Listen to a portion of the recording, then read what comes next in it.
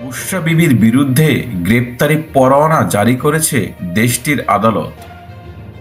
পাকিস্তানের সাবেক প্রধানমন্ত্রী ইমরান খানের স্ত্রী বুশরা বিবির বিরুদ্ধে জামিন অযোগ্য গ্রেপ্তারি পরোয়ানা জারি করেছেন দেশটির একটি দুর্নীতি বিষয়ক আদালত। আল কাদির ট্রাস্ট মামলায় একাধিক শুনানিতে উপস্থিত থাকার তার বিরুদ্ধে এই পরোয়ানা জারি করা হয়েছে।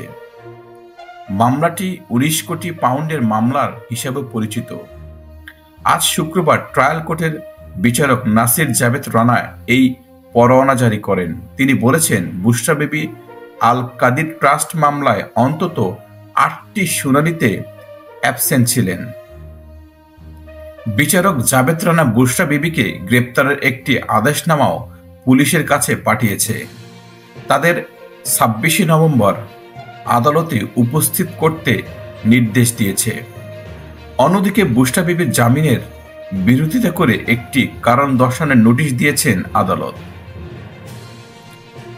তোষাখানা মামলায় গ্রেপ্তার হয়ে প্রায় ৯ মাস রাওয়ালপিন্ডির আদিয়ালা কারাগারে বন্দী ছিলেন বুশরা বিবি।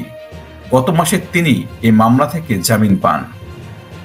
এদিকে গতকাল বৃহস্পতিবার একটি ভিডিও বার্তায় বুশরা বিবি দাবি করেন, ২০২২ সালে ইমরান খান সরকারের পতনের পিছনে সৌদি আরবের ভূমিকা ছিল। এটা নিয়ে দেশটির গুরুত্বপূর্ণ বিতর্ক চলছে। এখনই বার্তায় তিনি ইমরান খানের দল পাকিস্তানের তেহরিক ইনসাফ সমর্থকদের ইসলামাবাদে আগামী রোববার ঘোষিত বিক্ষোভ কর্মসূচিতে যোগ দিতে আহ্বান জানিয়েছে।